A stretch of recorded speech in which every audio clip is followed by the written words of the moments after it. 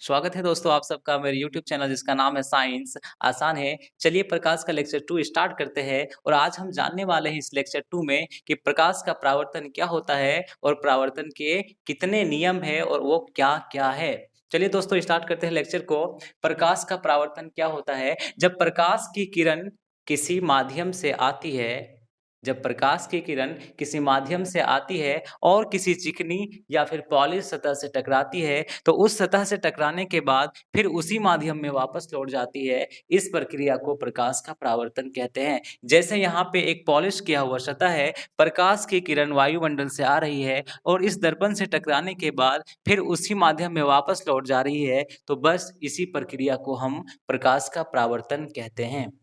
प्रकाश का परावर्तन बहुत ही आसान टॉपिक है। इसमें होता क्या है, एक किरण आती है और किसी सतह से किसी चिकना या फिर पॉलिश सतह से टकराता है और फिर उसी माध्यम में वापस लौट जाता है। तो ऐसे प्रक्रिया को हम प्रकाश का परावर्तन कहते हैं। अब दोस्तों आने वाले किरण को आपतित किरण कहा जाता है और जाने वाले किरण को दर्पण से टकराकर जो वापस उसी माध्यम में लौटती है उसे परावर्तित किरण कहा जाता है।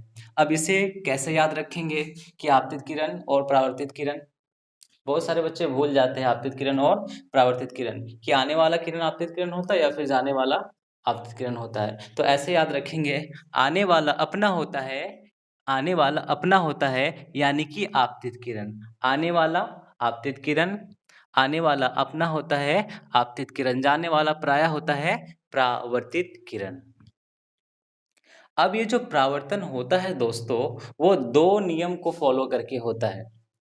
जो भी परावर्तन होता है वो दो नियम को फॉलो करके होता है और वो दो नियम मैंने बोर्ड में लिख दिए हैं। पहला नियम क्या है?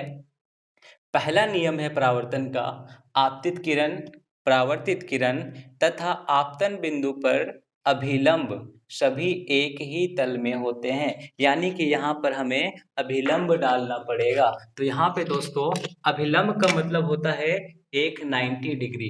क्या होता है दोस्तों? एक 90 डिग्री। तो यहाँ पे मैंने एक सीधा रेखा खींच दिया, ये हो गया 90 डिग्री। और ये अभिलंब आपतित किरण और परावर्तित किरण के तल में होता है। इसी को हम क्या कहते हैं? प्रकाश का पहला नियम। प्रकाश का पहला नियम कहता है आपतित किरण, परावर्तित किरण तथा आपतन बिंदु पर अभिलंब सभी एक ही तल में होते हैं।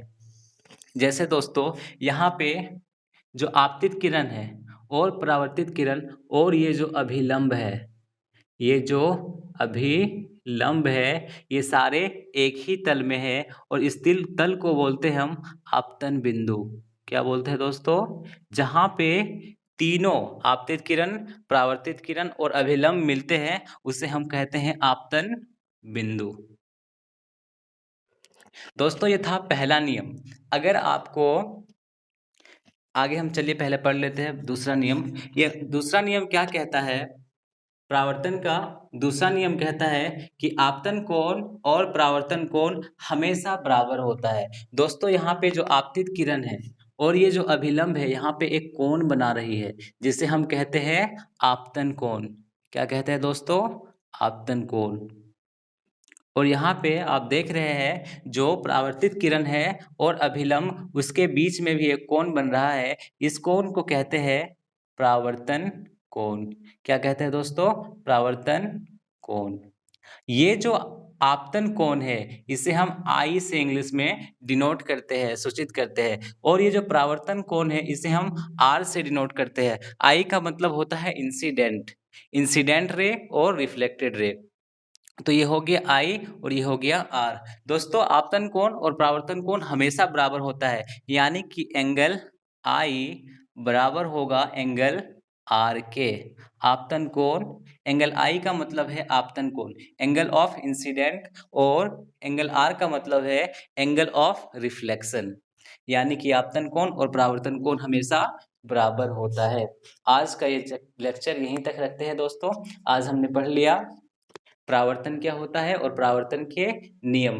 अगर आप ये चेक करना चाहते हैं कि आपतन कोण और परावर्तन कोण हमेशा बराबर होता है तो ये आप अपने घर में चेक कर सकते हैं। जैसे एक टेबल लीजिएगा, उस पे एक छोटा सा आईना लीजिएगा, उस आईने को इस तरह से रखिएगा सतह पर, जैसे कि ये एक डायरी है मेरे पास, इस डायरी के इस तरह से रखिएगा आईने को, और इधर से लेज़र लाइट मारिएगा। जब आप इधर से लेज़र लाइट मारेंगे तो देखिएगा वो यहाँ से पड़ने के बाद इधर आता है, टकराने के बाद दर्पण से इधर आएगा, उसके बीच में आप एक रेखा खींच लीजिएगा तो आप देखेंगे कि आपतन कोण और परावर्तन कोण बराबर है। यूट्यूब पे आपको बहुत सारे वीडियो मिल जाएंगे जिसमें ये प्रैक्टिकल किया गया है कि आपतन कोण और परावर्तन कोण बराबर होता है, आप उससे भी देख सकते हैं, आपका डाउट और ज़्यादा क्लियर हो जाएगा। थैंक यू दोस्तों, मेरे साथ बने रहने के लिए और वीडियो को देखने के लिए। अगर आप चैनल पर नए हैं तो चैनल को सब्सक्राइब कर लेंगे और बेल आइकन को भी दबा दीजिएगा ताकि मैं जब भी वीडियो अपलोड करूँ आपको सबसे पहले नोटिफिकेशन मिल जाए, और ज़्यादा से ज़्यादा अपने दोस्तों को भी शेयर करें ताकि उनको भी इस वीडियो का लाभ हो सके। धन्यवाद दोस्तों।